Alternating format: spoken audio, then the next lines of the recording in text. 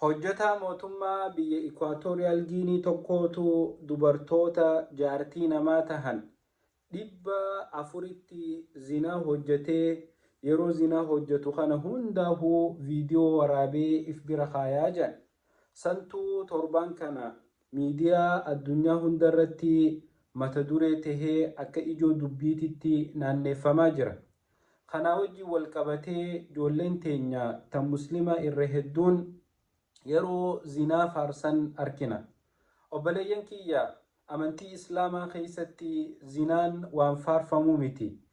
Zinaan amrii jibbamtuu rabbi subhaanahu wa ta'aalaa irraa fagaadhaa nuun jee. Zinaan waan balaaleeffatamuu qabu malee waan ilmi namaa an isiin godhe je'ee qooma dhawatee ittiin dhaadachuu qabu miti. Wanni faarfama fuudhaa fi heeruma malee zinaa godhuudhaa miti. Zamana fuudhaa fi heerumni akka malee duubatti hafummatti lakkaawwamee dhiirti dubartii 400tti zinaa gootu akka gootaatitti faarfamtu keessa jirra. Intalti islaamaa hijaaba uffattee miidiyaa kana gurbaa dubartii 400tti zinaa godhe kana dhaadheessitu islaamummaa maalii qabdi? Way kunnuma goota.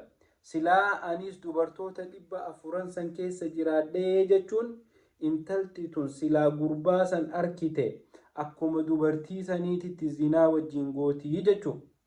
Obboleeyyan kiyya zinaa yeroo ja'an uffata firraa baasanii waliin gangalachuu qofaa miti. Qaamni ilmi namaa kun akkaataa inni itti zinaa godhuutu jira. Arrabni keenya kun zinaadha godha, ijji teenya zina gooti, gurri kun zina godha, harki zina godha, miilli zina godha, qaamni keenya kun hundinuu zinaa godhaa jechuu.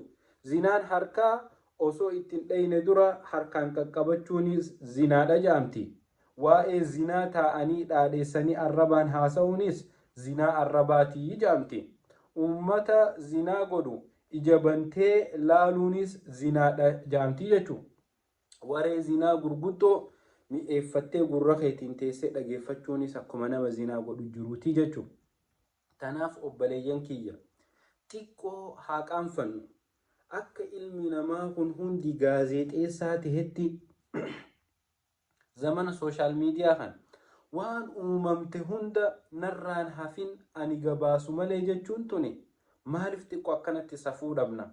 Waan argamte hunda gabaasuu qabda ati. Maaltu gaazexeessaa si godhe? Eenyu miidiyaa kam keessa daleyda?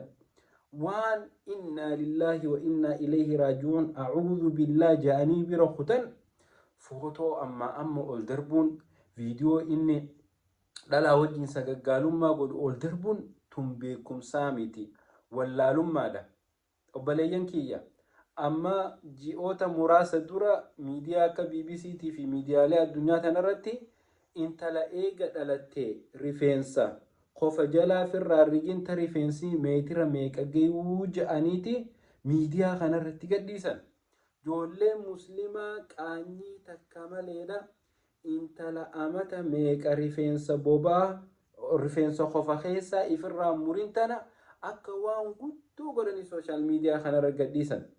Obboleeyyan kiyya rasuulli rabbii sallallahu alayhi wasallam rifeensa bobaa firraa ciruun, qeensa gabaafachuun, rifeensa qofa jalaa firraa ciruun min alfixraa uumamarraa hiije.